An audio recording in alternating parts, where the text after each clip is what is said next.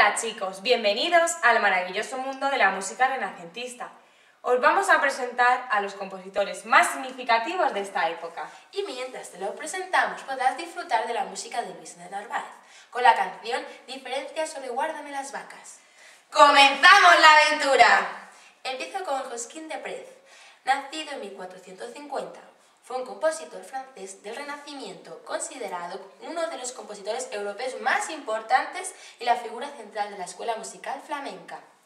Se formó en la Escolanía de San Quintín, en la escuela de Hockenheim, e inició sus actividades musicales en Cambrai. Fue cantor de la Catedral de Milán y estuvo al servicio del cardenal Ascanio Sforza. Su producción comprende 22 misas completas, a 4, 5 y 6 voces, 7 fragmentarias, 129 motetes, himnos y salmos y 86 obras profanas. Sigo con Juan de la Encina, que nació en 1468 en Salamanca. Fue un poeta, músico y autor teatral del Prerrenacimiento español, en la época de los Reyes Católicos.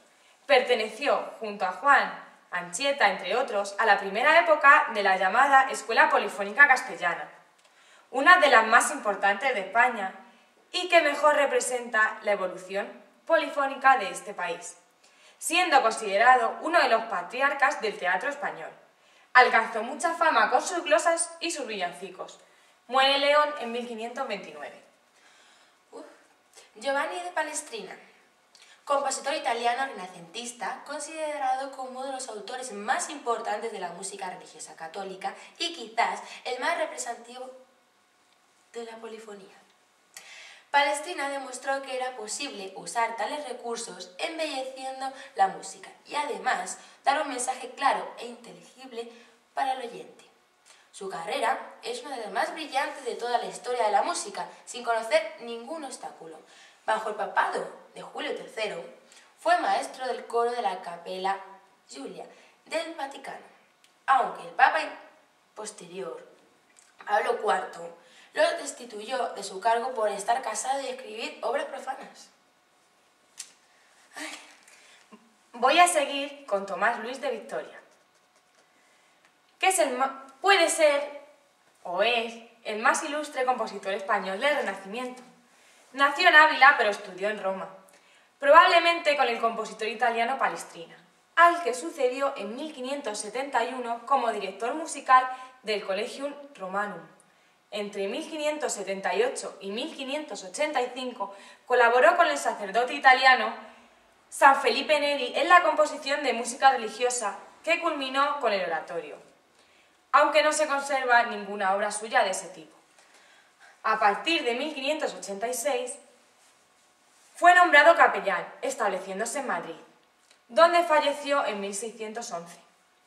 Desde el punto de vista musical, sus 20 misas y 44 motetes son por un lado conservadores en el empleo del contrapunto y en su textura polifónica, y por otro lado resultan innovadores por su gran emotividad del texto, con una intensidad mística muy española. La música de Victoria alcanzó gran fama en su época, en especial con sus misas. Actualmente, Victoria tiene unas obras más importantes. Esas obras son unos motetes, y sus nombres son el Officium et Dome Sancte, que es una misa, y el Officium de Fuctorum, otra misa. Voy a seguir con John Dowland, que es un compositor irlandés formado en Italia con Marencio. Destacó con el mejor laudista de su tiempo y estuvo al servicio de Cristián IV de Dinamarca y de Carlos I de Inglaterra. Escribió canciones con acompañamiento de laúd y una suite de pavanas muy elegantes para el conjunto de 5 violas, publicada en 1604. Voy a seguir con Claudio Monteverdi.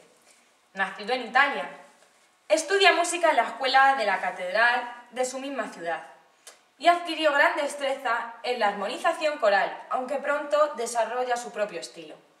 En la década de los 80 verán a la luz sus 2 primeras composiciones impresas, Sacre Canteculò y colección de motetes, y su segundo libro de madrigales, En 1591 forma parte del grupo musical de Vicenzo I, con el que tiene la oportunidad de viajar a Austria y a Hungría, y del que llegará a ser maestro de capilla poco después de su matrimonio.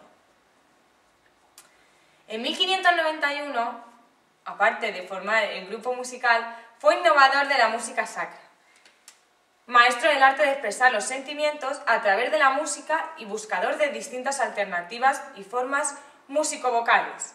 Fue un operista tradicional apegado a los usos de bel canto. Con todo, la historia lo ha situado entre los más grandes compositores vocales de la música occidental. ¡Qué interesante!